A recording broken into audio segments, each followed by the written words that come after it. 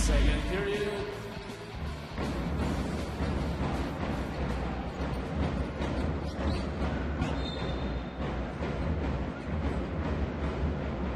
"19 seconds on the shot clock."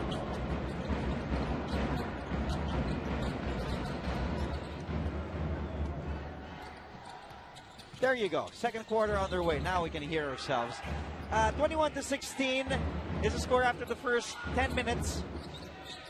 Maraming salamat ulit sa ating mga kapamilyang nakatutok sa SNA at SNA HD at yung mga nagla-livestream din sa sports.abs-cbn.com/livestream/NCAA. Lyceum to Philippines University. 2 wins, no losses so far. The JRU coming off a loss sa NCAA on their home floor against Mapua. They're down by 5. They're keeping in step with the reigning first runner-up ng NCAA, JC Marcelino. Gets on the board there. He had a free throw earlier. That's his first field goal. Now, balikan natin si Genial Krishnan.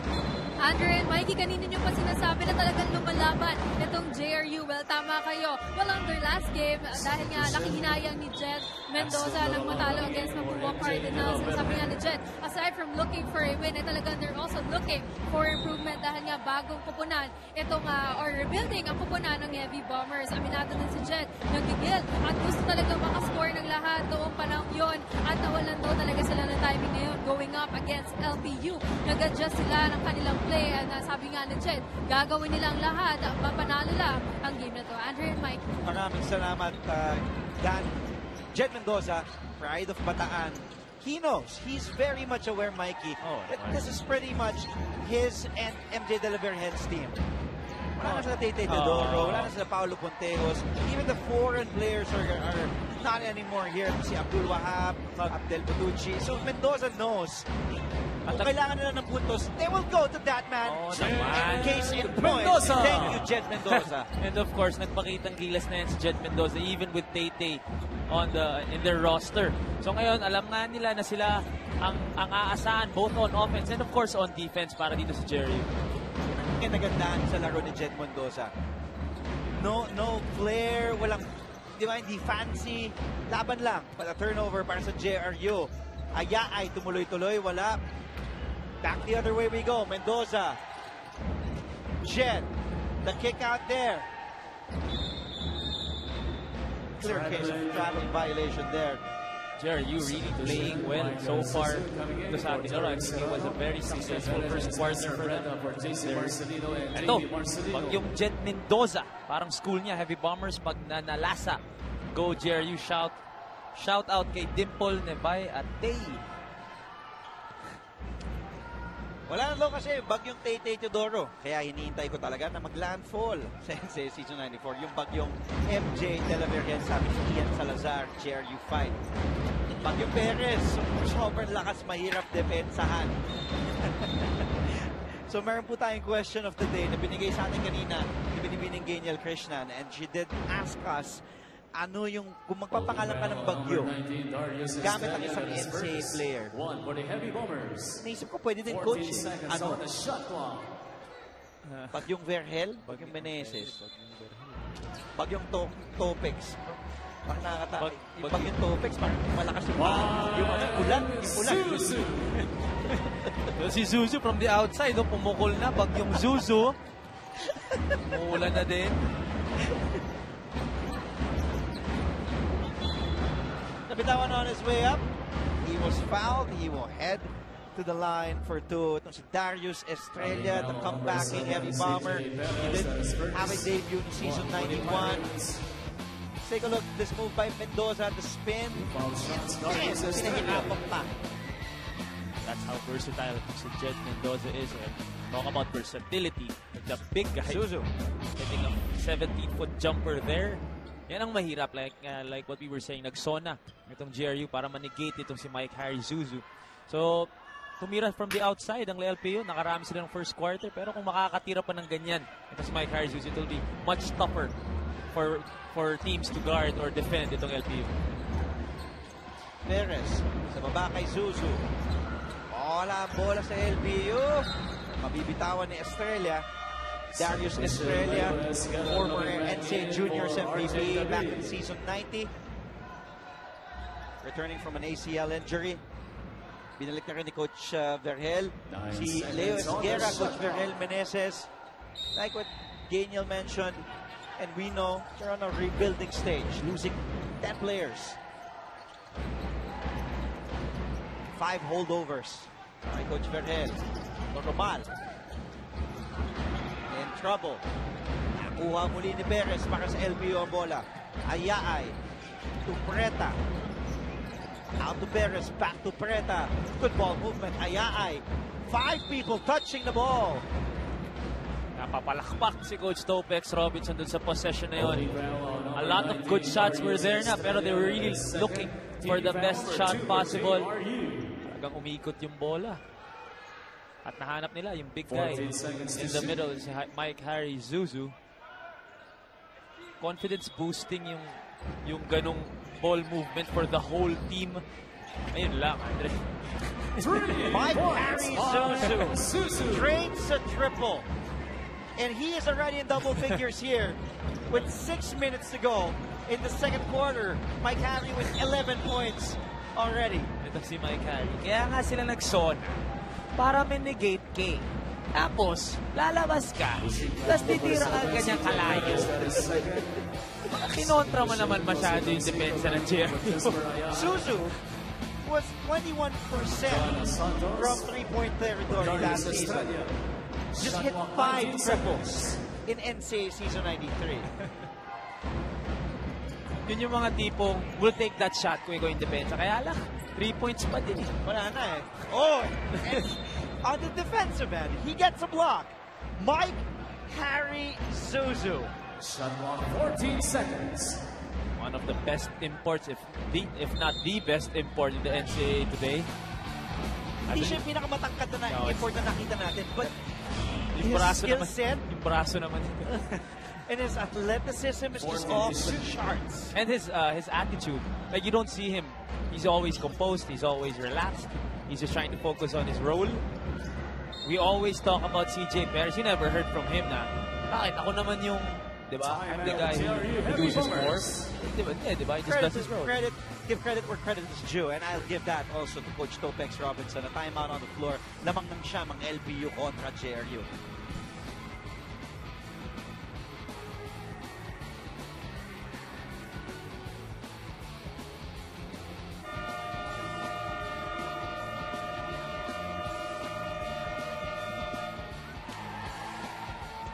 Jed Mendoza came off the bench in this one with 2 points.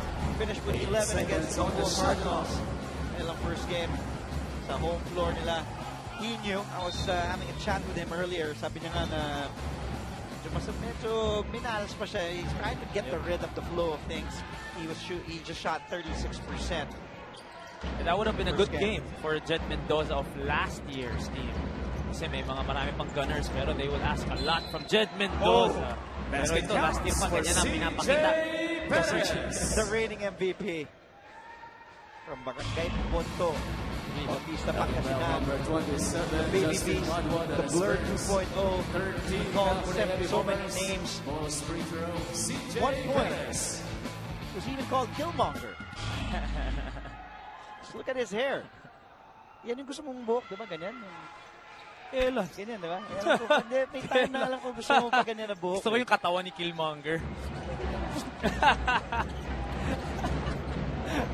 Pag-usapan natin si CJ Perez.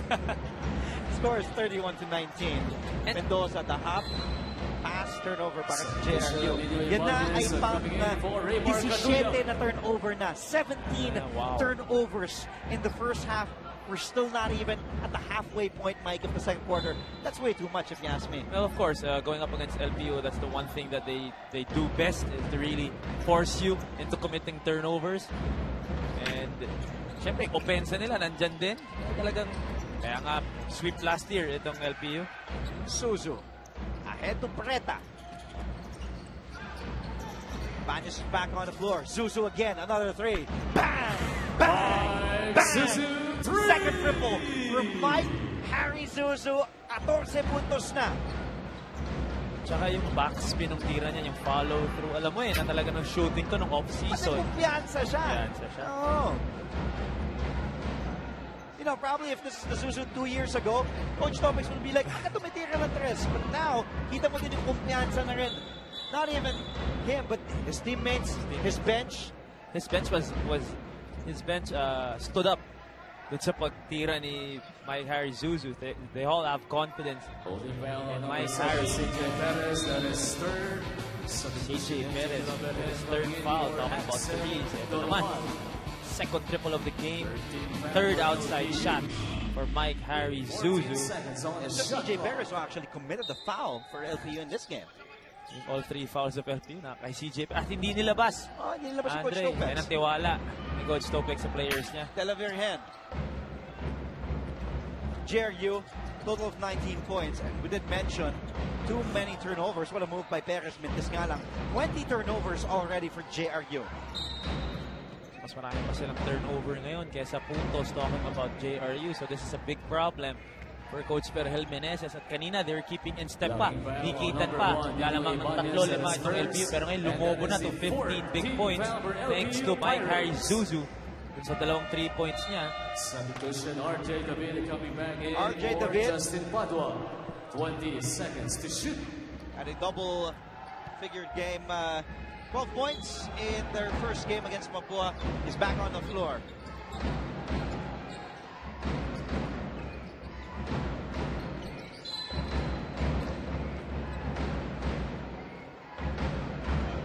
Holding foul on number 1, Nino Ibanez. Penalty. It's the second foul of Nino Ibanez. Pangalawang personal na ni Ibanez. Nasa penalty na ang LPU. 4 na minutos Free sa throws for Jed Mendoza. 4 na segundo pa na natitira. So every foul after this free throw of Jed Mendoza for LPU, every foul will send a heavy bomber to the line.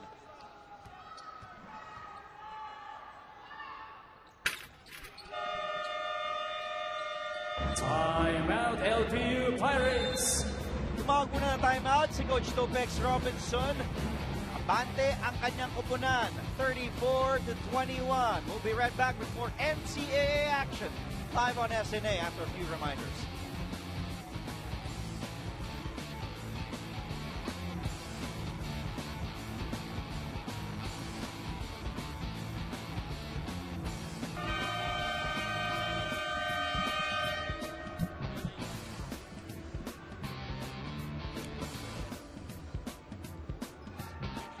(34-21) here in our second game of a Friday triple header.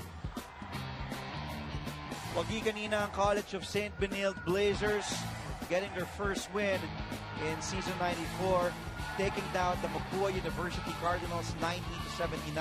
Yaki Haruna, best player in 17 minutes, scored 19 points. Justin Butang had a double-double, 17 points and 10 assists. This game, however, LPU pretty much in control. Pero traveling violation ang itinawag sa LPU. I'll be just turnover number 4 though for the Pirates compared to the 20 turnovers of JRU. Look at Mike Harry's numbers. Mikey, 67% from the field, 5 boards, may 2 assists pa, 14 points so far. And he's perfect from beyond the arc. Oh, perfect from beyond the arc. Meron pa siyang 17-footer kanina. Actually, nakuha niya yung kumpiyansa niya doon. So, Mike Harry Zuzu taking control kanina na nako-control siya. Yung zona ng JRU. So, umanap siya ng paraan. Sa labas na lang, dumiskarte. Itong si Mike Harry Zuzu. Mendoza swings it. De La Rosa to Delaverhen. De La Rosa fires a 3. Off to the side. Para kay De La Rosa.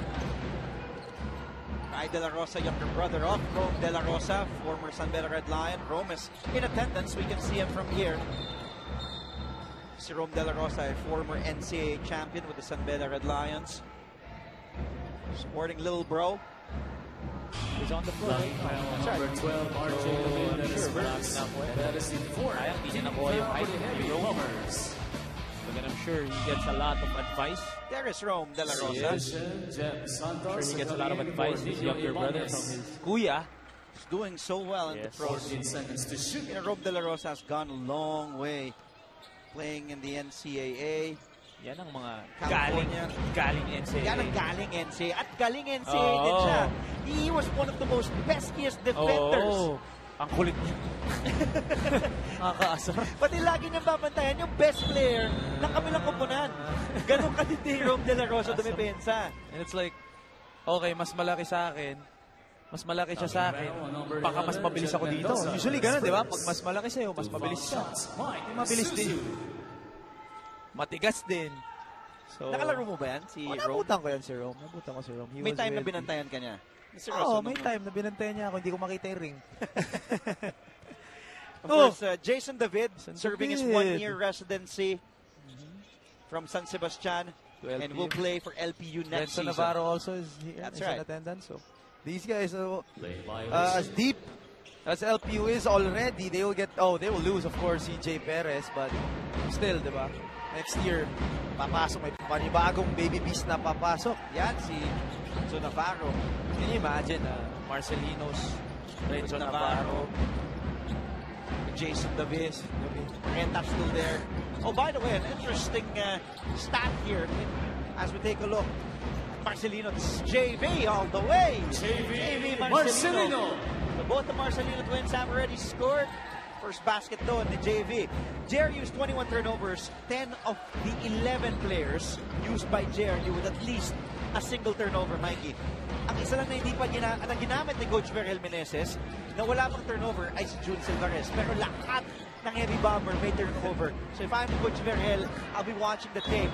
I'll be really furious in practice the next day. Take a look, 18 points out of the 21 turnovers ng heavy bomber in this game. And 7 steals pa lang ang LPU. Ibig sabihin, dun sa 18, 11 dun. Unforced. Tinapon sa labas. Traveling. So, yan ang hindi magandang bagay. Yan ang hindi magandang balance. 23 na. 7 lang ang steal ng LPU dito. So, they're really just shooting themselves on the foot dito sa ating first half talking about JRU. Nice drive. What a move. Para kay Jeff Santos. Off the bench. Kakapasok lang. Instant offense for Coach Topex Robinson. It's Jeff Santos. 17 na, pinakamalaking kalamangan ng Lyceum of the Philippines University. You have to love the defense of Mike Harry-Zuzu. He's up against RJ David, who's younger than him, less experienced, but he respects everyone he goes up against. Kita mo, talagang go hard siya. Kahit sabihin mo siya pinakamalaki dyan ngayon. At never siya makikitang like, tinataman. Talagang nire-respeto niya lahat. He will challenge everybody. Another swat by Mike Harry-Zuzu. There was a sequence there that RJ David popped out sa top of the key. Sinundan pa rin ni Mike Harry-Zuzu as we look at this dipsy-do drive by Santos. Mike Harry last season had a total of 24 blocks for the whole season. Was averaging close to 2 blocks per game. Mike Harry today, nakakadalawang blocks na. All those 2 blocks actually from Mike Harry-Zuzu. I love this kid. His tenacity, but at the same time, how he controls himself, his demeanor. Ito, lalabas muna siya, papagpahinga ni Coach Topex Robinson. Style ni, They all have the same stylist. Okay. Sina Gomez de Leaño. Oh, okay. They all have the same stylist. Mga Was that the one that you nagtipon-tipon go sila. to and then Kalbo ko, Dre eh. No, Kalbo. Before. Marcelino, his twin brother, JV to JC, Marcelino. May question ako, Dre. Marcelino. Would you take one of them? Kunyari What do you ikaw, bro, in the pros, would you take just one of them? If I was given a chance to Both, draft siyempre, di both ba? of them, I'd get both the Marcelino twins. Eh, Here they diba? are again. JV, JC. Back again, JV to JC. Marcelino. Marcelino from JV Marcelino. Just a show all the time. Pag sa loob itong dalawang ito, Alam lang Here talaga. they are again, the Marcelino twins. JC, the bounce pass. Jerry Serrano. Rizal. Pal naman to eh. Ba't ka na-open eh?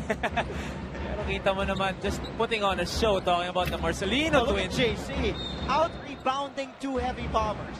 Wala ako masabi dun sa dalawang ito.